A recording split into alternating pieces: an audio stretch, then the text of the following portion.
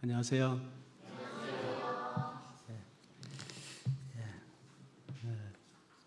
지금 부장 선생님이 설명해 주신 것처럼 신입교사 교육을 이제 시작하게 되었습니다. 제가 잠깐 기도하겠습니다. 고마우신 우리 아버지 하나님, 오늘 주일날 하나님의 말씀과 또 형제 자매님들의 교제로 함께 할 수 있게 해주신 것 감사드립니다. 오늘 새롭게 교사 직분을 받아서 또 시작하는 분들이 계시고 또 이미 교사로서 오랫동안 수고하며 헌신하고 계신 또 많은 분들이 계십니다. 우리가 함께 모여서 하나님이 우리에게 주신 이 교사의 직분이 얼마나 소중한지를 또 함께 생각하고 배우기를 간절히 원합니다. 우리에게 맡겨진 너무나도 소중한 이 직분을 우리가 잘 감당할 수 있도록 하나님께서 필요한 지혜로 또 건강으로 능력으로 함께 해주시기를 간절히 바랍니다. 그로 말미암아 우리에게 배운 학생들이 장차 주님의 일꾼이 되고 주님의 복음을 위해서 힘있게 살아가는 하나님의 사람으로 성장하기를 정말 간절히 바랍니다. 오늘 모든 교제 시간도 우리 하나님께서 함께 해주시고 친히 인도해 주시옵소서. 예수님 이름으로 기도드렸습니다. 아멘. 이사야 22장을 찾겠습니다.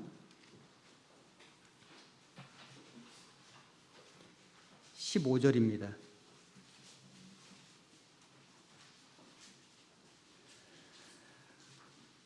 15절부터 제가 몇 절 읽겠습니다.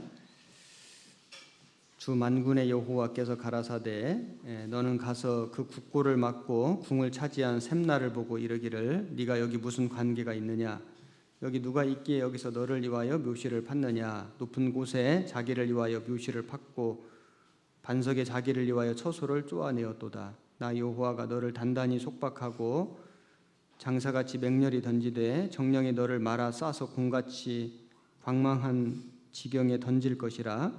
주인의 집에 수치를 끼치는 너여 네가 그곳에서 죽겠고 네 영광의 수레도 거기 있으리라. 내가 너를 네 관직에서 쫓아내며 네 지위에서 낮추고 그날에 내가 힐기야의 아들 내 종 엘리야김을 불러 네 옷을 그에게 입히며 네 띠를 그에게 띄워 힘있게 하고 네 정권을 그의 손에 맡기리니 그가 예루살렘 거민과 유다 집의 아비가 될 것이며 내가 또 다윗 집의 열쇠를 그의 어깨에 두리니 그가 열면 닫을 자가 없겠고 닫으면 열 자가 없으리라. 23절부터 25절까지는 같이 읽겠습니다. 못이 단단한 곳에 박힘같이 그를 견고케 하리니 그가 그 아비 집의 영광의 보좌가 될 것이요 그 아비 집의 모든 영광이 그 위에 걸리리니 그 후손과 족속되는 각 작은 그릇 곧 종지로부터 항아리까지리라. 만군의 여호와께서 가라사대 그날에는 단단한 곳에 박혔던 못이 사그리니 그 못이 부러져 떨어짐으로 그 위에 걸린 물건이 파쇄되리라 하셨다 하라. 나 여호와의 말이니라. 오늘 이 본문을 가지고 샘나와 엘리야김의 교훈 이런 제목으로 잠깐 말씀을 좀 드려보도록 하겠습니다. 남유다가 우상을 숭배하고 하나님을 불순종함으로 하나님께서 심판을 하셨습니다. 그래서 주변의 나라들의 침략을 받게 하셨고 남유다는 그 침략을 방어하기 위해서 나름대로 자기들이 할 수 있는 최선을 다했지만은 그래서 무기고를 만들고 뭐 성벽을 뭐 보수하고 전쟁 준비를 했지만은 그러나 근본적으로 해야 할 일이 사실은 자기들이 불순종하고 거역했던 하나님 앞에 회개하고 돌아가는 일이었는데 그런 세상적인 방법은 동원해서 외부의 침략을 막아보려 했지만은 자기들이 섬겨야 할 하나님께는 회개하지 않고 돌아가지 않았습니다. 그래서 그로 말미암아 하나님께서 이제 심판을 경고하시는 내용이 그 지금 읽었던 말씀의 앞에 나오는데, 심지어는 그들이 회개하지 않았을 뿐만 아니라 그 22장 12절에 보면 그날에 주 만군의 여호와께서 명하사 통곡하며 애호하며 머리털을 뜯으며 굵은 배를 띠라 하셨거늘 너희가 기뻐하며 즐거워하여 소를 잡고 양을 죽여 고기를 먹고 포도주를 마시면서 내일 죽으리니 또 먹고 마시자 하도다. 만군의 여호와께서 친히 내 귀에 들려 가라사대 진실로 이 죄악은 너희 죽기까지 속하지 못하리라 하셨느니라. 주 만군의 여호와의 말씀이니라. 회개하지 않았을 뿐만 아니라 그들이 기뻐하며 즐거워하며 소를 잡고 양을 죽여 고기 먹고 술을 마시고 내일 죽으리 먹고 마시자. 정말 완전히 그 영적으로 아주 완악하고 강팍한 이런 상태에 있었기 때문에 하나님께서 심판하시겠다, 이걸 이제 경고하신 말씀이 지금 읽은 본문의 앞 구절에 쭉 나옵니다. 그리고 나서 이제 15절에 보면 주 만군의 여호와께서 가라사대 너는 가서 그 국고를 막고 궁을 차지한 셈나를 보고 이르기를 네가 여기 무슨 관계가 있느냐, 여기 누가 있기에 여기서 너를 위하여 묘시를 팠느냐, 높은 곳에 자기를 위하여 묘시를 팠고 반석에 자기를 위하여 처소를 쪼아내었도다. 여기 국내 대신 셈나라는 사람이 있는데 히스기야 왕 당시의 고위 관리였습니다. 이 국고를 맡고, 그러니까 이 재무부 장관도 하고 그 다음에 이 궁을 차지한, 이걸 보면은 경제적인 실세도 있고, 그리고 이제 궁을 차지했다 그러면 전체 궁을 관리하는, 그래서 오늘날로 말하자면 한 국무총리 정도 되는 굉장한 권력을 가진 사람이 셈나라는 걸 알 수 있습니다. 그런데 이 셈나가 이렇게까지 되기까지는 남다른 노력도 있었을 것이고, 그리고 재능도 있었을 것이고, 그리고 어떤 공로도 세웠을 것이고, 그래서 아마 이 높은 자리까지 이렇게 올라왔을 것입니다. 그런데 이 셈나가 이런 위기 상황에서, 이렇게 나라가 지금 풍전등화의 위기에 처해져 있고 백성들은 타락하고 심판이 경고되어 있는 이런 상황에서 이 셈나가 한 일이 뭐냐면 16절에 쭉 보면은 너를 위하여 묘시를 팠느냐, 높은 곳에 자기를 위하여 묘시를 팠고 반석에 자기를 위하여 처소를 쪼아내었도다. 이 셈나는 하나님이 그런 능력을 주셨고 또 하나님이 그런 높은 직분을 주셨다면은 정말 그 능력을 가지고 직분을 가지고 백성들의 마음을 돌이키게 하고, 그리고 하나님께 나아가게 하고, 그래서 그 나라를 영적 위기에서, 그 다음에 그런 어떤 재난의 위기에서 이렇게 구원하는 그 일을 힘썼어야 됨에도 불구하고 이런 상황에서 셈나가 한 일은 너를 위하여 묘시를 팠느냐, 너를 위하여, 자기를 위하여, 자기를 위하여. 그러니까 완전히 그 개인 영달을 추구하고, 그리고 여기 높은 곳에 묘시를 팠고, 그러니까 왕들이 들어가야 될 그런 묘실에다가 자기 묘실을 파고, 그 다음에 반석에 자기를 위하여 처소를 쪼아내었도다. 그러니까 아주 큰 바위를 파내가지고 거기에다가 이렇게 묘를 만드는, 그러니까 아주 자기 죽을 곳을 이렇게 아주 그 공을 들여서, 많은 돈을 들여서 이렇게 정성스럽게 이걸 준비했다면은 자기 살아가는 일에는 더더욱 많은 것을 아마 이렇게 예비하고 준비했을 거라고 상상이 됩니다. 죽어서 갈 무덤까지도 이렇게 공을 들여서 준비를 했다면은 살아가는 일을 위해서는 더 많은 준비를 했다 생각되는데, 이 셈나가 잘못한 것이 뭐냐면은, 우선 셈나 잘못한 거 몇 가지를 좀 생각해 보면, 우선 자기 위치와 분수를 벗어났다. 왜냐하면은 셈나는 하나님이 능력을 주셨고 직분을 주셨고 백성들을 섬기라고 왕을 보좌하고 나라를 지키라고 이렇게 그 직분을 주셨는데, 그런데 자기 위치를 완전히 벗어나서 분수를 넘어가지고 왕들처럼 이렇게 자기를 위해서 묘실을 준비하는 이런 일을 한 걸 보면은 위치를 망각하고 분수를 벗어난 사람이었고, 그리고 마땅히 자기가 해야 할 일이 무엇인지를 잊어버리고 그 책임을 망각한 사람이었고 그리고 교만한 사람이었다는 걸 알 수 있습니다. 교만한 사람. 왜냐하면 여기 너를 위하여 자기를 위하여 완전히 자기를 높이고 오직 자기만을 위해서 이렇게 살았던 사람이 셈나라고 할 수 있습니다. 그래서 하나님께서는 이 셈나를 이렇게 이제 심판하시는데 17절에 나 여호와가 너를 단단히 속박하고 장사같이 맹렬히 던지되 정령이 너를 말아 싸서 공같이 광막한 지경에 던질 것이라. 주인의 집에 수치를 끼치는 너여 네가 그곳에서 죽겠고 네 영광의 수레도 거기 있으리라. 우선 이 셈나는 어떤 심판을 받냐면은 그는 영광스럽게 죽어서 아주 그 좋은 묘실에 들어가기를 바랬는데 아주 비참하게 죽어가지고 내던질 것이다. 참 이 공같이 광막한 지경에 던질 것이다. 아주 이 셈나가 아주 비참하게 죽어서 아주 버려질 것을 이제 말씀하셨고, 그리고 19절에 내가 너를 네 관직에서 쫓아내며 네 지위에서 낮추고 그날에 내가 힐기야의 아들 내 종 엘리야김을 불러 네 옷을 그에게 입히며 네 띠를 그에게 띄어 힘있게 하고 네 정권을 그의 손에 맡기리니 그가 예루살렘 거민과 유다 집의 아비가 될 것이며, 여기 이제 직분을 빼앗길 것이다. 그래서 이 셈나는 실제로 직분을 빼앗깁니다. 죽기 전에 직분 먼저 빼앗기거든요. 그래서 나중에 보면은 그 직분이 엘리야김에게 가 있고 셈나는 이렇게 강등된다는 걸 나중에 성경을 보면 알 수 있거든요. 그래서 아주 높은 총리의 직분에 있었다가 그가 이렇게 서기관 직분으로 강등이 되고 그 직분은 엘리야김에게 넘어갔다는 것을 나중에 알 수 있습니다. 이 셈나의 그 삶을 통해서 우리가 이제 좀 교훈받을 것이 있는데, 우리는 하나님께로부터 받은 게 많이 있잖아요. 우리는 어떤 능력도 받았고, 일단은 구원을 받았고, 그 다음에 능력도 받았고, 이제 직분도 받은 겁니다. 구원 받으셨죠? 하나님의 은혜로 주신 것이고, 그 다음에 각자 사람마다 어떤 재능, 은사 같은 게 있죠.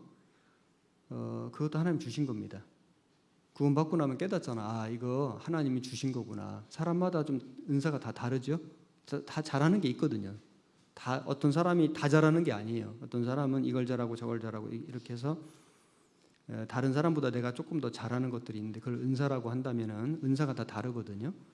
그리고 능력도 있고, 그리고 또 하나님이 우리에게 어떤 직분도 주셨고, 교사라고 하는 직분, 이거 참 너무 소중한 직분이잖아요. 직분을 주셨고, 그래서 학생들에게 말씀을 전하고 복음을 전하고 그들이 구원받게 하고 그들의 믿음을 자라게 하고 하나님께 영광 돌리게 하는 삶을 살도록 하는 정말 굉장히 정말 너무나 중요한 정말 중요한 직분을 우리에게 맡기신 겁니다. 한 사람의 영혼을 하나님께 인도하는 일이 얼마나 큰 일이에요. 죽은 사람 살리는 것보다도 한 영혼 구원시키는 게 더 어렵고 중요한 일인데, 내게 여러 학생들의 영혼을 하나님 맡겨주신 것이고, 또 내 반만 아니라 우리 학년, 우리 교회 학교, 이걸 우리에게 맡겨주신 거지 않습니까? 그래서 우리에게 구원을 주셨고, 우리에게 능력도 주셨고, 우리에게 직분도 주신 겁니다. 자, 그러면 직분을 가진 사람은 어떤 자세로 일해야 될 것인가? 지금 이 셈나하고 반대로 하면 되거든요. 셈나는 자기를 위해서 교만하게 하다가 직분도 빼앗기고 아주 비참하게 죽고 정말 참 불행한 사람이죠. 근데 우리는 셈나와 반대로 하면 하나님 앞에 영광이 되고 우리도 다 하나님 앞에 상급을 받는 사람들이 될 겁니다. 자, 그래서 직분을 받은 사람들이 가져야 될 자세를 몇 가지 좀 셈나를 통해 생각해 보면은, 일단 자기 위치를 지켜야 되겠다. 자기 위치를 지키고 분수를 지키는 것이 아주 중요하죠. 여기 이사야 22장에다가 좀 표시를 해놓으시고 누가복음 12장 35절을 찾겠습니다. 누가복음 12장 35절.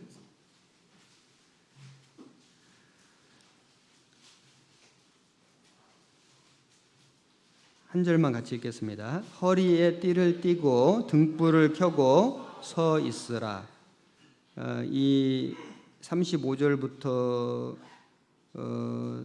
그 40절까지의 말씀은 주님의 재림을 기다리는 성도의 자세가 나와 있는데, 그 중에 여기 허리에 띠를 띠고, 이 말은 허리에 띠는 누가 떴냐면 종들이 떴거든요. 일할 때 우리가 잠잘 때는 허리띠를 풀고, 그죠? 밥 먹을 때도 허리띠를 풀고. 근데 일할 때 그 띠를 띠고 일을 합니다. 그래서 허리에 띠를 띈다는 것은 이제 일하는 자세고, 어디 여행할 때 띠를 띠죠. 우리는 순례자입니다. 그리고 섬길 때 띠를 띠고 섬기는 겁니다. 그리고 베드로가 띠를 띠고 죽었죠. 순교할 때. 그래서 이 허리에 띠를 띈다는 것은 그 주님 일하다가 주님을 만나야 한다. 등불을 켜고 깨어 있다가 근신하고 영적으로 깨어 있다가 주님을 만나야 한다. 그 다음에 서 있으라, 이 말은 우리가 어느 곳에 이렇게 서 있다, 그 말은 일단 위치를 지키는 거지 않습니까? 내가 어디에 서 있을 건가? 우리는 크게 두 가지 위치에 서야 되는데, 하나는 세상에서 육신의 위치, 하나는 교회 안에서 신앙적인 위치, 이 두 가지를 우리가 잘 지켜서 서 있어야 되는데, 세상에서의 위치도 필요하죠. 아버지 위치, 또 아들의 위치, 또는 뭐 학생의 위치, 직장인의 위치. 우리가 이 세상에서도 정말 내가 있어야 될 곳에 있고 그 역할을 잘 지키고 수행하는 거 필요하죠. 그래야만 우리가 주님 맞이할 때 부끄럽지 않습니다. 그 다음에 교회 안에서의 영적인 위치, 내가 어디에 있을 것인가, 분수를 지키고, 그죠? 내가 있어야 될 위치보다 더 올라가 있으면 교만이지 않습니까? 내가 있어야 될 위치보다 좀 못 미친 건 게으른 거예요. 그래서 내가 정확하게 있어야 될 위치에 이렇게 있는 것. 그런데 여기 서 있으라 그랬죠. 서 있으라. 서 있는다는 것은 위치만 지키는 게 아니고, 뭔가 어떤 서 있다는 것은 그 자기 위치를 지키고, 그리고 뭔가 자기 일을 하고 있는 겁니다. 역할을 하고 있는 거거든요. 앉아 있다, 이건 쉬고 있는 건데, 서 있다, 그 말은 위치를 지키고 일하고 있는 겁니다. 빌립보서 4장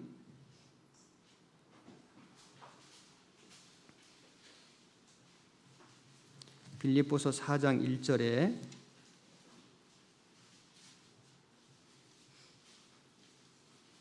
한 절만 같이 읽겠습니다. 그러므로 나의 사랑하고 사모하는 형제들, 나의 기쁨이요 면류관인 사랑하는 자들아, 이와 같이 주 안에 서라. 여기 주 안에 서라. 우리는 구원받은 사람들이기 때문에 이 주님께서 우리 안에 들어오셨고, 우리도 주님 안에 함께 있는 거예요. 그래서 포도나무 비유 아시죠? 가지가 열매를 맺기 위해서는 포도나무에 붙어 있어라. 포도나무가 예수님인 겁니다. 예수님이 계신 교회라고도 할 수 있죠.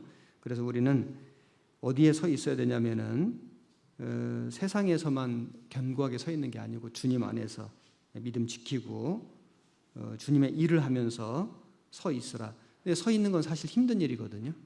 앉아 있는 건 좀 편하잖아요. 서 있는 건 좀 힘들잖아요.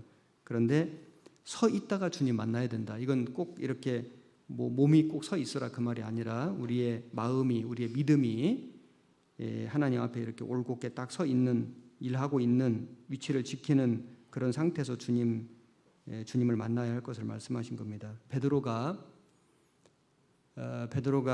그 예수님을 3번 부인할 때 갑자기 부인한 게 아니고, 성경 누가복음 22장에 보면은 베드로가 예수님을 멀찍이 따라가니라.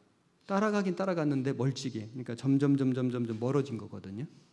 이게 사실 바짝 따라갔어야 되는데, 그래서 예수님과 함께 고난을 받았어야 되는데, 예수님에게서 조금씩 멀리, 그래서 가긴 갔는데 멀찍이 쫓아가니라. 멀찍이 가다가 이제 사람들이 이렇게 불을 쬐고 있는데 거기 함께 앉았더라, 이렇게 돼 있거든요. 함께 앉았더라.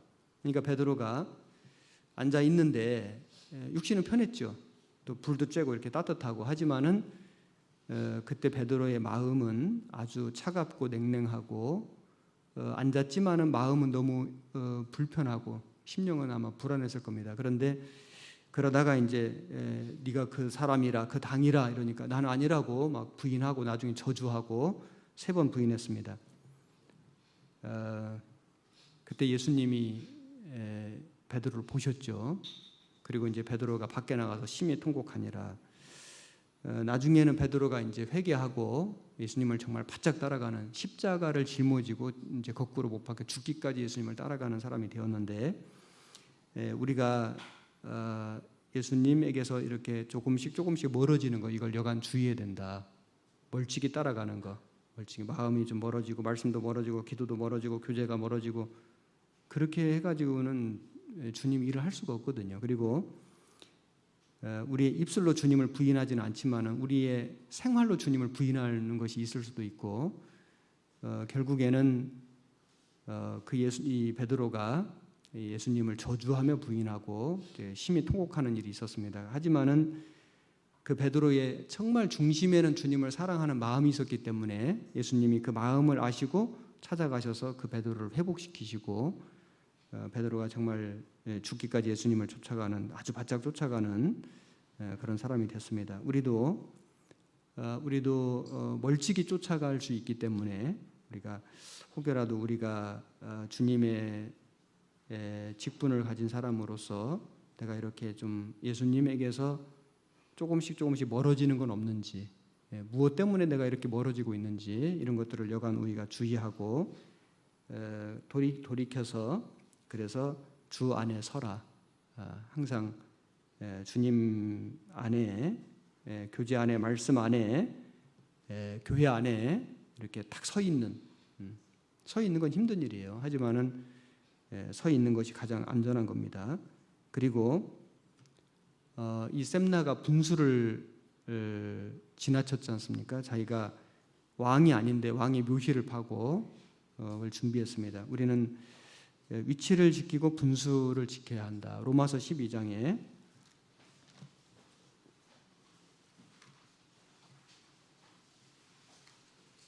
3절,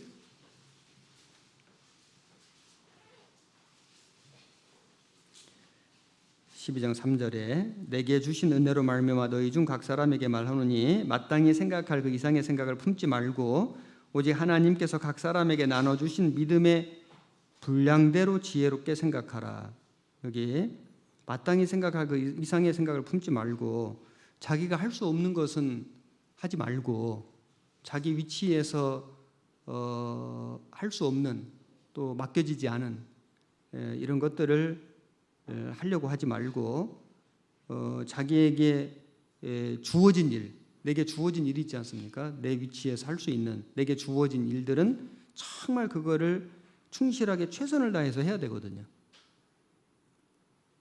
그래서 위치를 어김으로써 이렇게 심판받은 사람들이 많이 있잖아요. 그 뭐 고라, 다단, 아비람 이런 사람들이라든지, 그 레위인의 위치가 있었는데 성막에서 이렇게 봉사하고 물건을 운반하고, 이것이 정말 굉장히 중요하고도 아주 거룩한 일이었는데도 불구하고 고라와 그 다단, 아비람 250명 족장들이 모세와 아론을 막 거스리고 제사장의 직분을 구하고 막 이런 일이 있었지 않습니까? 그래서 큰 심판을 받은 일이 있었는데 분수를 많이 지나간 거죠. 사무엘이 늦게 오니까 사울 왕이 사무엘 선지자가 지내야 할 번제를 자기가 먼저 드린 겁니다. 그래서 그로 말미암아 이제 이 사울이 그 왕의 직분을 빼앗기게 되는데, 그리고 이제 그 이후에도 자기를 위하여 기념비를 세우니라. 그런 와중에도 자기 이름을 내기 위해서 기념비를 세우고, 그리고 이제 진멸하라, 아말렉 진멸하라, 좋은 거 살려두고 이렇게 계속 불순종의 길로 점점점 빠져가는 걸 볼 수 있는데, 그 시작이 뭐냐면은 분수를 지나간 겁니다. 그리고 기다리지 못한 거. 그래서 이제 우리가 위치를 지키고 분수 지키는 것이 정말 중요하다. 셈나는 위치를 못 지켰습니다. 분수를 지나갔거든요.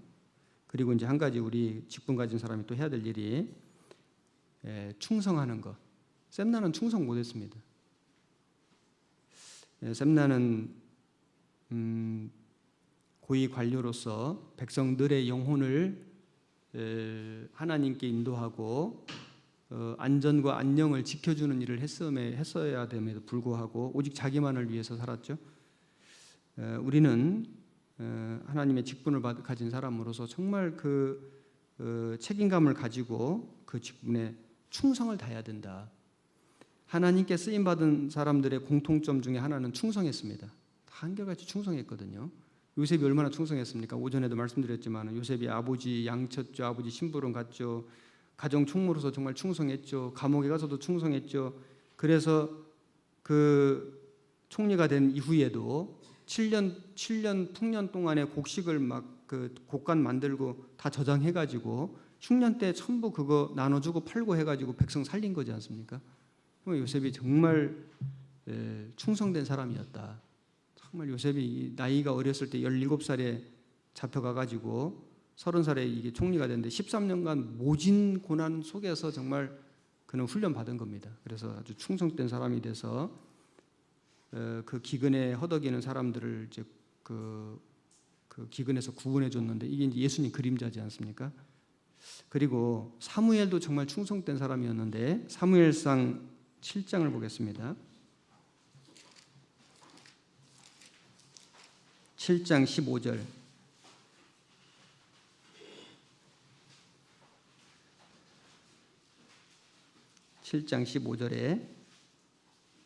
사무엘이 사는 날 동안에 이스라엘을 다스렸으되 해마다 베델과 길갈과 미스바로 순회하여 그 모든 곳에서 이스라엘을 다스렸고 라마로 돌아왔으니 이는 거기 자기 집이 있음이라. 거기서도 이스라엘을 다스렸으며 또 거기 여호와를 위하여 단을 쌓았더라.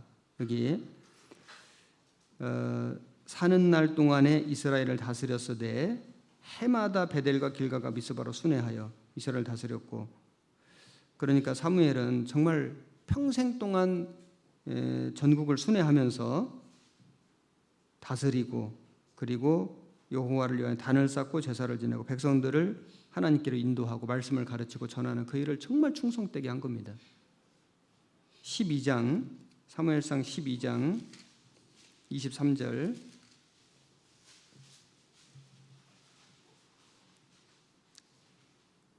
한 절만 같이 읽겠습니다. 나는 너희를 위하여 기도하기를 쉬는 죄를 여호와 앞에 결단코 범치 아니하고 선하고 의로운 도로 너를 가르칠 것인즉, 여기 기도하기를 쉬는 죄를 여호와 앞에 결단코 범치 아니하고 정말 쉬지 않고 기도했다. 이 사무엘이 얼마나 충성된 사람입니까?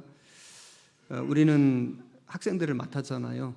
우리에게 맡겨진 학생들 한 사람 한 사람을 돌아보는 일, 정말 돌아보는 관심을 가지고 전화해주고 또 연락해주고 기도해주고 그리고 말씀을 준비하고 그리고 정말 필요하면 또 데리러 가주고 정말 데려오기도 하고 필요한 것을 주기도 하고 그렇게 사랑과 정성을 쏟아서 어떻게든지 그 맡겨진 학생들의 마음 속에다가 하나님을 심겨주도록 하나님 말씀이 거기에 심겨지도록 구원이 이루어지도록 믿음과 신앙이 이렇게 단단해지도록 그 돕는 일, 정말 이거 중요한 일인데 이걸 정말 충성스럽게 해야 한다. 그리고 바울도 정말 충성된 삶을 살았는데 사도행전 20장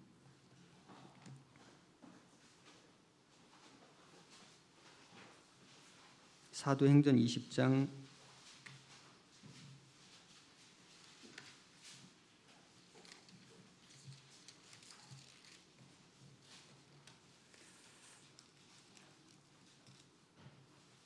17절 바울이 밀레도에서 사람을 에베소로 보내어 교회 장로들을 청하니 오매 저희에게 말하되 아시아에 들어온 첫날부터 지금까지 내가 항상 너희 가운데서 어떻게 행할 것을 너희도 아는 바니 곧 모든 겸손과 눈물이며 유대인의 관계를 인하여 당한 시험을 참고 주를 섬긴 것과 유익한 것은 무엇이든지 공중 앞에서나 각 집에서나 꺼림이 없이 너희에게 전하여 가르치고 유대인과 헬라인들에게 하나님께 대한 회개와 우리 주 예수 그리스도에 대한 믿음을 증거한 것이라. 여기 사도 바울이 에베소에서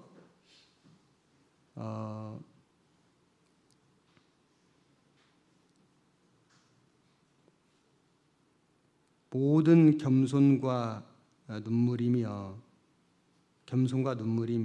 그래서 사도 바울이 그 교회를 위해서 정말 겸손한 마음으로 가르치고 그리고 함께 눈물을 흘려주고 그래서 여기 31절에 보면 31절에 한 절 같이 읽겠습니다. 그러므로 너희가 일깨어 내가 3년이나 밤낮 쉬지 않고 눈물로 각 사람을 훈계하던 것을 기억하라. 3년이나 밤낮 쉬지 않고 눈물로 각 사람을 훈계했다. 참 이 바울의 이 참 심령을 이렇게 생각해 볼 때 저도 지역에서 이렇게 어떤 교회 이렇게 교회마다 다니면서 어떤 교회는 뭐 5년씩 또 몇 년씩 이렇게 목회를 했지만은 내가 정말 밤낮 쉬지 않고 눈물로 각 사람을 훈계했을까? 이 말씀 읽으면서 참 많이 반성됐거든요. 나름대로 한다고 했지만은 내가 정말 바울처럼 밤낮 쉬지 않고 눈물로 각 사람을 훈계했을까? 바울 그렇게 했다는 겁니다. 우리가 맡겨진 학생들의 영혼을 우리가 생각하고 정말 밤낮 쉬지 않고 기도하고 눈물로 각 사람을 훈계하고 이게 정말 충성이지 않습니까? 그렇게 했을 때에 그 아이들의 그 단단한 마음이 열리고 삐뚤어진 마음이 반듯해지고 하나님 말씀이 조금씩 심겨지고 변화가 되고 열매가 열리고 확실한 구원을 받고 하나님 일꾼이 되고 이걸 우리가 계속 이렇게 지켜볼 수 있잖아요. 이게 정말 열매죠. 그게 우리의 보람이고 그게 하나님께 받는 위로고 상급인 겁니다. 그래서 우리가 정말 충성해야 된다. 충성하지 않고 될 일이 하나도 없습니다. 여러분도 뭐 공부를 하든 직장 생활을 하든 뭘 하든지 간에 내가 충성스럽게 안 해가지고 제대로 잘 된다. 그런 일은 있을 수가 없죠. 우리가 받은 이 직분도 충성스럽게 하지 않고서 될 일은 전혀 없습니다. 어쩌다 잘 되는 일이 결코 없습니다. 내가 정말로 이 일을 성실하게 최선을 다해서 충성되게 할 때에 결실이 있고 열매가 맺히는 겁니다. 마태복음 24장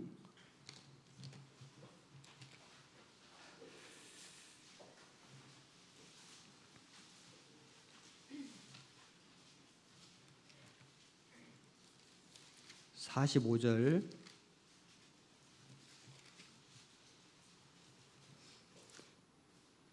45절 충성되고 지혜 있는 종이 되어 주인에게 그 집사람들을 맡아 때를 따라 양식을 나눠줄 자가 누구뇨? 주인이 올 때 그 종에 이렇게 하는 것을 보면 그 종이 복이 있으리로다.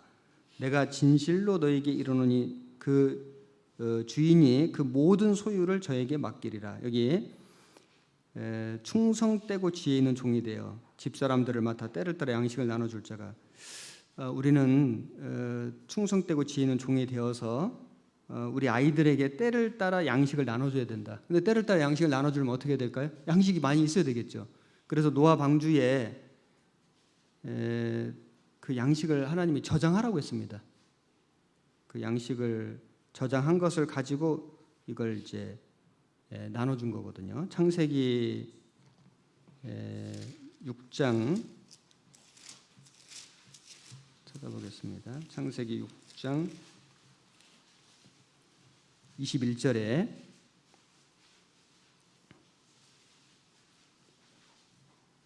너는 먹을 모든 식물을 네게로 가져다가 저축하라. 이것이 너와 그들의 식물이 되리라. 먹을 모든 식물을 네게로 가져다 저축하라. 식물이 되리라. 그래서 준비했기 때문에 짐승을 먹일 수 있었어요. 준비하지 않았다면 못 먹입니다. 노아가 그와 같이 하되 하나님이 자기에게 명하신 대로 다 준행하였더라. 그래서 우리는 우리 맡겨진 아이들에게 먹일 수 있는 하나님의 말씀의 양식을 충분히 준비해야 된다. 여러분도 아시겠지만은 내가 이 분반을 하는데 말씀을 정말 오랜 시간 공들여서 충분히 묵상하고 준비했다. 말은 잘 못해도 마음은 담대하죠. 자기가 알거든요. 마음이 담대해요. 근데 말은 잘 못해요. 하지만 마음은 담대해요. 근데 어떤 경우에 원래 말을 잘해요. 말을 잘하는데 준비를 너무 못했어요. 그냥 막 조금 했어요. 그냥 이거 충분치가 않아요. 자기가 알죠. 그냥 막 정신없이 그냥 몇 번 그냥 보고 그냥 왔는데 원래 말 잘하는 사람이에요. 말을 잘했어요. 근데 마음은 담대하지 않거든요. 근데 그걸 중요한 건 뭐냐? 그걸 학생들이 안다는 거예요. 선생님이 말은 잘하지만 준비가 안 돼 있고 말은 조금 부족하지만은 많이 준비하고 이렇게 묵상하시고 기도하고 우리한테 얘기해 주시는 거다. 학생들이 모르는 게 아니거든요. 나도 알고 학생도 알고 하나님도 아시고. 그래서 우리가 이 학생들에게 먹일 양식을 정말 충분히 저축해야 됩니다. 충분히. 이 교사들이 왜 지치냐면은 일이 많아서 지치는 것도 있는데 말씀이 부족해서 지칠 경우가 많거든요.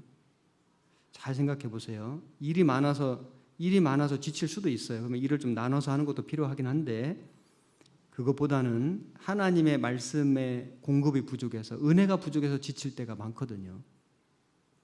마태복음 13장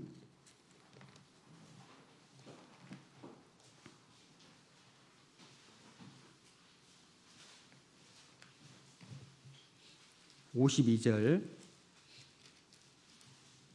13장 52절 같이 읽겠습니다. 예수께서 가라사대 그러므로 천국의 제자된 서기관마다 마치 새 것과 옛 것을 그 곳간에서 내어오는 집주인과 같으니라.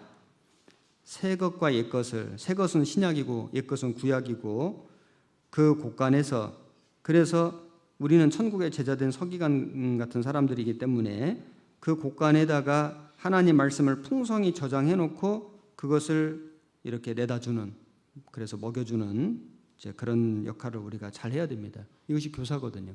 교사가 그냥 친절하게만 해준다, 그것만 갖고는 교사가 안 되죠. 친절하게 해주는 것은 당연한 거, 기본이고 뭐 맛있는 거 사준다, 뭐 그거 좋은 거죠. 근데 그것만으로 교사가 되는 건 아니고 정말 교사는 가르쳐주는, 무엇을? 하나님 말씀을. 그러기 위해서 우리는 많은 걸 준비하고 우리 심령에다가 우리의 삶 속에다가 하나님 말씀을 많이 이렇게 저장하고 묵상하고 실천하고 그걸 아이들에게 이렇게 꺼내줘야 된다. 그걸 우리가 아주 충성스럽게 할 필요가 있습니다. 이사야 22장 다시 보시면은 본문 이사야 22장 20절 그날에 내가 힐기야의 아들 내 종 엘리야김을 불러 네 옷을 그에게 입히며 네 띠를 그에게 띄워 힘있게 하고 네 정권을 그의 손에 맡기리니 그가 예루살렘 거민과 유다 집의 아비가 될 것이며 내가 또 다윗 집의 열쇠를 그의 어깨에 두리니 그가 열면 닫을 자가 없겠고 닫으면 열 자가 없으리라. 이 엘리야김은 예수님의 그림자가 됩니다. 왜냐하면은 이 엘리야김에게 이제 권세를, 정권을 맡겨가지고 그래서 유다 집의 아비가 될 것이며 그리고 다윗 집의 열쇠를 그의 어깨에 두리니 열면 닫을 자가 없고 닫으면 열 자가 없으리라. 그래서 이 엘리야김이 이 다윗 왕가의 정권을 가지고 그리고 그가 모든 열쇠를 가지고 이렇게 좌지우지하는 것처럼 예수님께서 생명의 열쇠를 가지시고 예수님이 열어주시면 구원받고 안 열어주시면 구원 못 받는 거거든요. 그래서 엘리야김은 여기에서 예수님의 그림자가 됩니다.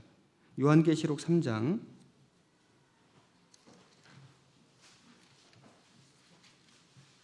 7절에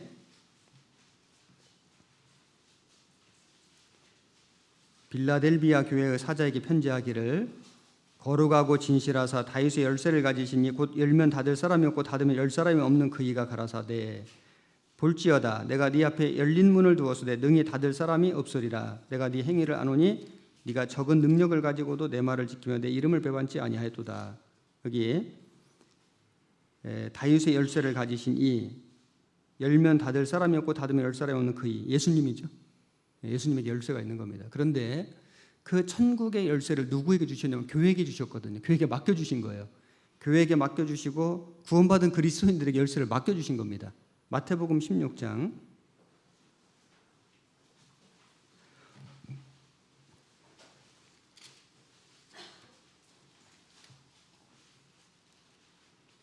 16장 18절에 또 내가 네게 이르노니 너는 베드로라 내가 이 반석 위에 내 교회를 세우리니 음부의 권세가 이기지 못하리라. 내가 천국 열쇠를 네게 주리니 네가 땅에서 무엇이든지 매면 하늘에서도 매일 것이요 네가 땅에서 무엇이든지 풀면 하늘에서도 풀리리라 하시고, 자 여기 이 반석 위에 내 교회를 세우리니, 이 반석이 여기 예수님 제자 베드로가 아니죠. 예수님 제자 베드로는 헬라어로 페트로스인데 이건 작은 바위 얘기하는 거고, 이 반석 위에 이건 헬라어로 페트라인데 크고 견고한 안반, 아주 큰 바위 얘기하는 겁니다. 그래서 베드로가 반석이 아니고 이 베드로가 신앙 고백한 예수 그리스도 위에 내 교회를 세우리니, 그리고 천국 열쇠를 네게 주리니, 이게 교회에게 주신 거예요. 베드로 개인에게 주신 게 아니고, 땅에서 무엇이든지 매면 하늘에서도 매일 것이요 땅에서 무엇이든지 풀면 하늘에서 풀리라. 그러니까 교회가 구원받은 그리스도인이 복음을 전하면 구원받는 사람이 나타나고, 안전하면 구원받는 사람이 안 나타나고, 우리가 가만히 있으면 아무 일도 안 일어나죠. 우리에게 천국 열쇠를 맡긴 거다. 그래서 교회에게 맡겨주셨는데 우리는 각자 천국 열쇠를 가진 거예요. 그래서 우리가 전도하면 구원을 받는 겁니다. 우리에게 맡겨진 아이들에게 내가 정말 사랑으로 아주 충성스럽게 말씀으로 이렇게 가르치면 그 아이 속에 구원이 이루어지고 믿음이 자라고, 그 일을 우리에게 맡기신 거지 않습니까? 이게 정말 작은 일이 아니거든요. 이건 정말 엄청난 일이에요. 한 사람을 하나님께로 인도한다. 이건 정말 엄청난 일입니다. 그 한 사람이 정말 엄청난 일을 할 수가 있거든요. 제가 예전에 초등부에서 가르쳤던 학생들 중에 벌써 지금 다 어른 다 됐고, 어떤 분들은 전도사님 됐고 선교사도 되고 큰 일을 하고 있지 않습니까? 어떤 교회에 봉사장도 하고 구역장도 하고 어머니 회장도 하고. 지금 우리가 가르치는 초등부 아이들, 중등부, 고등부 아이들 어리지만은 얼마 후에 그렇게 긴 시간 아니거든요. 고등부, 중고등부 아이들 몇 년 지나면 대학생 되고 조금 지나면 결혼하고 어른 됩니다. 내게 맡겨진 아이들 1년, 2년 우리가 맡고 있는 그 기간이 정말 중요한 기간이고, 그때에 내가 얼마나 준비해서 충성스럽게 하느냐에 따라서 정말 이 아이가 큰 사람이 될 수도 있고, 혹시라도 내가 조금 소홀히 하고 부족해서 그만 실족할 수도 있고, 이거 정말 이게 보통 일이 아니지 않습니까? 그래서 한 사람이 중요하다. 한 사람. 이사야 22장 본문 다시 보시면은 23절에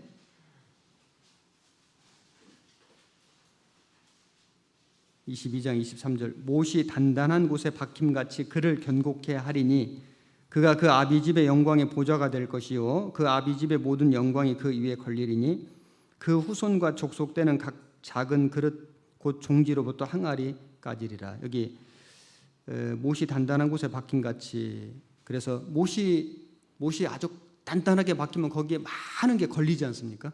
걸어놓을 수 있는 것처럼 엘리야김이 아주 견고하게 되니까 그 집안 후손 모든 사람들이 다 그의 좋은 영향력을 받는 거예요.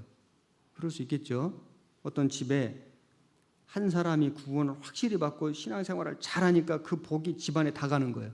여러 사람이 구원받고 그 한 사람 때문에 다 축복받고 그런 일이 있잖아요. 엘리야김 한 사람으로 인해서 그 아비집의 영광의 보좌가 될 것이라. 아비집의 모든 영광이 그 위에 걸리리라. 그래서 나라고 하는 한 사람이 이 단단한 곳에 박힌같이 하나님께 딱 못 박히고, 그죠? 내가 못이라면 하나님에게 그냥 못이 박힌다 그 말은 딱 이렇게 연결돼서 안 떨어지는 거거든요.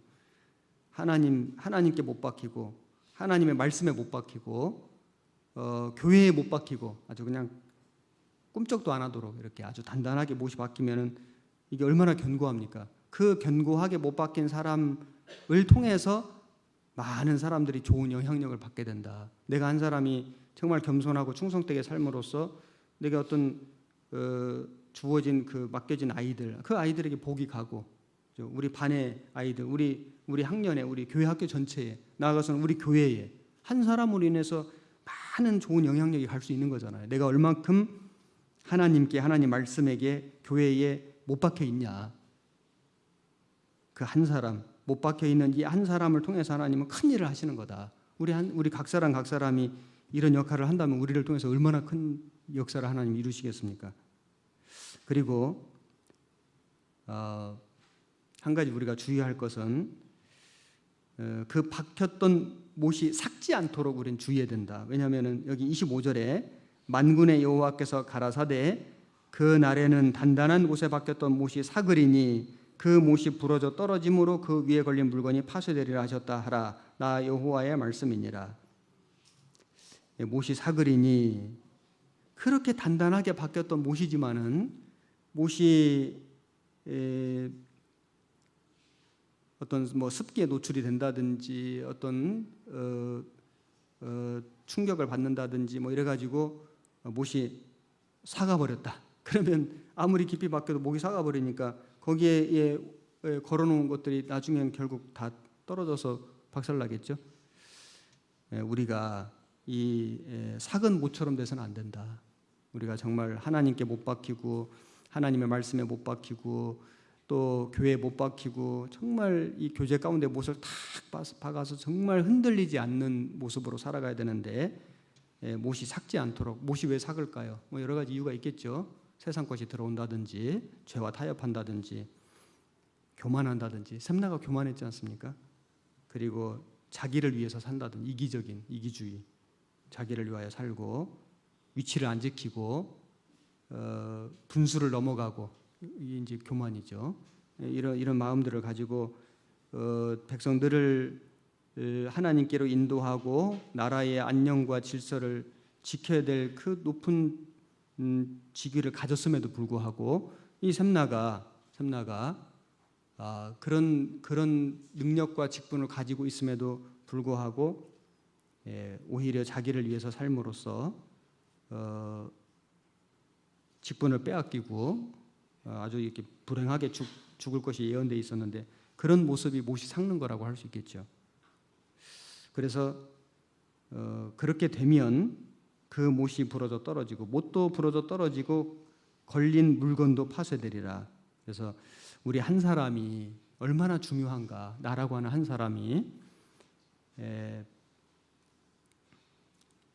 하나님께, 하나님 말씀에, 교회에, 교제에 정말 이렇게 단단하게 못이 박히려면요, 우선 뭐가 필요하냐면은 하나님의 말씀이 많이 필요하고, 말씀으로 못 박는 거거든요. 그 다음에 못은 이렇게 박히려면은 사실 아픔이 있는 거잖아요. 고난 가운데 못이 박히는 거예요. 그러니까 못이 단단히 박히기 위해서 필요한 게 뭐냐면은, 물론 여러 가지 있지만 두 가지 얘기하라면은 말씀하고 고난인 겁니다. 하나님 말씀, 여기 성경에 보면은 지혜자의 말씀은 찌르는 채찍 같고 스승의 말씀은 잘 박힌 못과 같다, 이런 말씀이 전도서에 있잖아요. 하나님 말씀이 이렇게 박힌 못과 같은 겁니다. 그래서 우리가 이렇게 못이 견고하게 박히기 위해서는 반드시 말씀의 능력이 필요하고, 그 다음에 못을 박을 때는 아픔이 있는 거니까 이 고난이 필요한 거예요. 고난 없이 깊이 박히지가 않습니다. 그래서 우리가 좀 삶 속에 여러 가지 마음의 고난이 있고, 또 신앙생활 하는 가운데 고난이 있고, 우리 교사 직분 하는데도 고난이 있죠. 마음고생도 많이 하고 쉬운 게 아니거든요. 아이들 말 안 듣잖아요. 그죠? 아이들 말 안 듣죠. 네? 우리 찬이가 그러던데, 애들 말 진짜 안 들어요 이러던데. 너가 그랬어, 너가 옛날에. 네? 애들 말을 안 듣는데요. 말을 안 듣고 너무 버릇이 없고 참. 그런데 그래도 그 일을 할 수 있다는 게 참 그 귀한 기회다.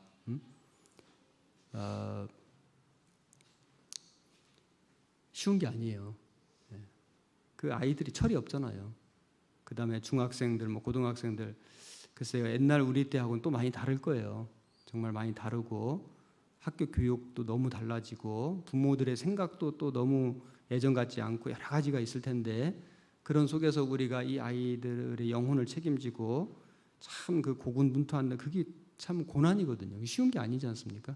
그런데 그런 고난, 마음의 고생, 또 개인적인 뭐 고난도 있잖아요. 가정에서, 직장에서 여러 가지 삶 속에 어떤 뭐 육체적인 아픔도 있고 건강적인 문제도 있고 여러 가지 있겠지만은 그런 고난 속에서 내가 하나님께 더 깊이 못 박히고 말씀에 또 교회에 못 박히는 거다. 그래서 고난 때문에 내 직분을 놓는 게 아니에요. 고난으로 인해서 더 붙잡는 거거든요, 사실은. 그래서 우리는 단단한 곳에 박힌 목과 같이 살아야 한다. 나 한 사람이 그런 모습으로 삶으로써 얼마나 내 주변에 많은 사람들에게 우리가 좋은 영향을 미칠 수 있을 것인가. 단단하게 걸린 못이 돼야 되겠습니다. 그래서 오늘 이렇게 교사 새롭게 시작하시는 분들뿐만 아니라 이미 교사로 오랫동안 봉사하신 분들도 여기 다 와 계시는데 저도 그 교사 봉사를 했던 사람으로서 교사의 직분이 참 얼마나 어렵다는 거 잘 알아요. 옛날에는 진짜 엄청났어요. 뭐 정말 밤새기도 많이 하고 많이 했는데 요즘에도 아마 뭐 옛날만큼은 아니지만 많은 고생이 있을 겁니다. 이번에 학예 수양에도 우리가 이렇게 또 많은 역할을 맡았는데 제가 조금 전에도 제 방에서 이렇게 몇 분들 교제를 했는데 교사가 너무 부족해서 많은 어려움이 있으시다고 충분히 이해가 되고 그 일을 위해서 함께 또 기도하고 노력을 해야 되는데 어쨌든 이번에 또 두 분 또 그 외에 또 다른 분들 계속 오시고 좀 더 교회가 노력을 해서 최소한 몇 명이라도 더 이렇게 좀 보강을 해가지고 다소라도 좀 어려움을 덜어드리고 싶은 마음이 간절하고 학예 수양에도 또 준비를 해야 되고 여러 가지 역할들이 있는데 그런 어려움에도 불구하고 여하튼 여러분들이 이렇게 정말 내 일을 먼저 구하는 것이 아니라 주님의 일을 먼저 구하고 겸손하고 충성된 마음으로 이렇게 아주 단단한 모처럼 이런 역할을 해주셨기 때문에 우리 교회 학교가 이렇게 유지가 되고 이 교회 학교를 통해서 우리가 지금 볼 때는 아이고 제가 뭘 할까 싶은데 그런 아이들이 커서 어른이 되고 일꾼이 돼요. 여기 교회 학교 출신도 많이 계시죠? 여기 아마 교회 학교 출신 많이 계실 거예요. 근데 우리가 어렸을 때 좀 부족했지만은 앞선 그런 선생님들이 정말 사랑으로 눈물로 이렇게 우리를 훈계하고 도와주셨기 때문에 우리가 이렇게 잘 또 성장해서 교사 역할을 하는 거지 않습니까? 그래서 보람을 가지고 또 서로 이렇게 돌아보고 위로하고 격려하고 이렇게 함께해서 우리에게 주신 이 귀한 직분을 정말 주님 오시는 날까지 끝까지 잘 지키고 하나님께 영광을 돌렸으면 좋겠습니다. 기도하겠습니다. 고마우신 우리 아버지 하나님, 우리에게 귀한 직분과 또 사명을 주신 것을 정말 감사합니다. 우리에게 주어진 이 직분 우리가 소중히 여기고 또 충성을 다함으로 우리 아이들이 믿음 안에서 더욱 굳건하게 자라고 또 하나님 앞에 우리가 그로 말미암아 영광과 상급을 받기를 간절히 바랍니다. 우리 천안교회 교회학교 여러 가지 어려움이 많이 있습니다. 모든 것 아시는 하나님께서 일일이 돌보아 주시고 또 도와주시기를 간구드립니다. 우리 한 사람 한 사람 주님께서 그 마음을 위로해 주시고 또 너무 큰 어려움 없도록 모든 우리의 삶을 돌보아 주시기를 간절히 바랍니다. 오늘 교사 교육 시작하는 분들 끝까지 잘 마쳐서 하나님 앞에 쓰임받는 교사가 되게 도와주옵소서. 예수님 이름으로 기도드렸습니다. 아멘. 네, 다시 한번 광고 드리겠습니다. 지금 요 명찰을 폐용하고 계신 분들은 이번 15기 교사 교육에 해당하신 분들이고요. 그래서 새로 오신 분들도 계시고 기존에 교사 활동을 하셨던 분들도 계십니다. 그래서 단체 사진을 촬영한 다음에 다시 여기에서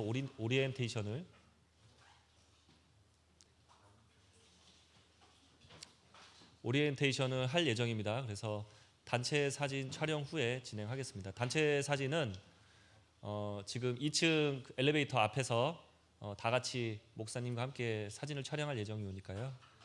바로 참석해 주시면 감사하겠습니다.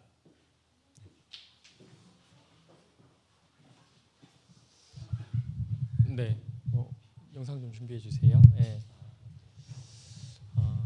이번에 네.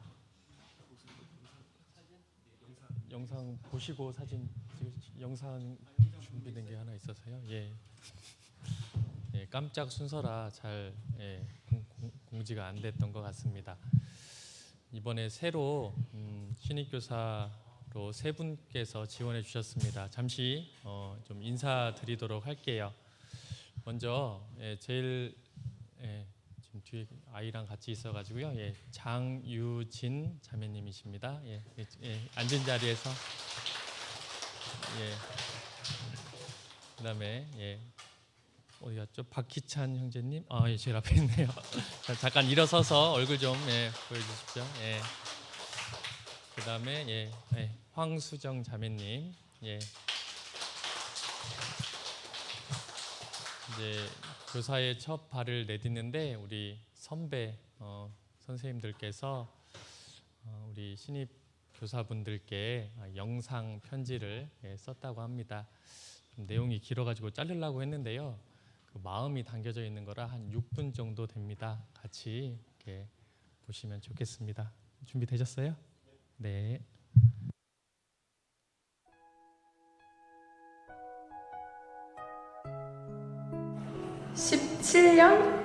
저는 햇수로 2년 차입니다. 5년 정도? 저는 올해 4년 되었습니다. 18년 됐습니다. 다 합해서 한 4년 정도. 15년? 네, 8년 됐습니다. 5년 돼가고 있어요. 사랑이라고 생각합니다. 말씀이요. 소명감과 사명감? 예수님이요. 책임과 사랑? 풍성한 말씀? 하나님이 주신 사랑이요. 사랑과 열정? 신앙의 기쁨이랄까요? 신입교사 형제 자매님들 환영합니다. 함께 말씀 배우고 묵상하고 학생 형제 자매님들이랑 교제하면서 하는 이 감사한 봉사, 얼른 오셔서 함께 했으면 좋겠어요. 환영합니다. 예비 교사 선생님들 안녕하세요. 물론 교사가 쉽지만은 않은 것 같아요. 하지만 제가 그 긴 시간 동안 교사를 할 수 있었던 이유는 우리가 하는 그 작은 희생과 봉사를 통해서 얻는 기쁨은 정말 비교할 수 없을 만큼 큰 기쁨과 감사와 감동이 있는 것 같아요. 우리 함께 이 길을 걸어가요. 신입교사 선생님들 반갑습니다. 강성경재입니다. 앞으로 이제 신입교사로서 또 주님의 충성된 일꾼으로서 사명감을 가지고 같이 교제할 건데요. 한 마음으로 또 주님의 사랑으로 또 우리 아이들을 위해서 늘 기도하고 힘쓰는 선생님들이 됐으면 좋겠습니다. 네, 앞으로 잘 부탁드리고 환영합니다. 신입교사분들, 교사 봉사는 정말 사명감을 갖고 봉사를 한다면 유익하고 즐거운 봉사가 될 수 있을 거라는 생각이 듭니다. 함께 봉사할 수 있게 돼서 너무 기쁘고 감사합니다. 와, 신입교사로 이렇게 부르심을 받은 것을 환영합니다. 신입교사로 이렇게 부름 받으셔서 신입교사 교육을 많이 받으실 텐데 제가 가장 지금까지도 마음에 새기고 있는 것은 주님께서 나를 왜 부르셨는가인 것 같습니다. 신입교사 교육을 통해서 교사로서 주님께서 나를 정말 왜 불렀는지 한번 진지하게 생각해 보시고 교육을 통해서 더욱 많은 것을 배워가고 실제로 교사로서 함께 생활했으면 좋겠습니다. 네, 곧 뵙겠습니다. 신입교사 선생님들 함께 교제하게 되어서 너무 반갑고 환영합니다. 제가 교사를 하면서 하나님의 사랑, 예수님의 사랑을 더 많이 받고 느꼈던 것 같고, 또 중고등부 형제 자매들과 교제하면서 그 안에 있는 열정들을 굉장히 많이 보게 되었어요. 그래서 교사하는 것이 너무 값지고 행복한 직분이라는 걸 더 많이 깨닫고 있습니다. 함께 교제할 수 있었으면 좋겠고, 네, 기대됩니다. 교사 봉사는 자기를 더 많이 돌아볼 수 있고 말씀과 더 가까이 할 수 있는 봉사이기 때문에 각자의 신앙에 큰 유익이 된다고 생각합니다. 신입 교사 형제 자매님들 정말 진심으로 환영하고요. 하나님께서 주신 봉사인 만큼 더 함께 기쁘게 봉사했으면 좋겠습니다. 교사 봉사가 다른 어떤 봉사보다 많이 힘들고 어렵습니다. 하지만 그 봉사를 하면서 우리 하나님의 사랑을 온전히 받아서 그 사랑을 아이들에게 온전히 전해주는 그런 보람찬 그런 봉사인 것 같습니다. 물론 어렵고 힘들지만 이 봉사를 끝까지 놓지 않고 끝까지 우리 같이 해가는 그런 선생님들이 되시기를 바라고 우리 함께 끝까지 갔으면 좋겠습니다. 신입교사 교육에 참석하셔서 축하드립니다. 교회 가운데서 교사란 저는 신학의 기쁨이라 생각됩니다. 교육을 끝까지 수료하시길 부탁드리면서 말씀을 통해서 위로와 힘을 얻기를 바랍니다. 이상입니다. 신입 교사 형제 자매님들 교회학교로 오신 걸 환영합니다.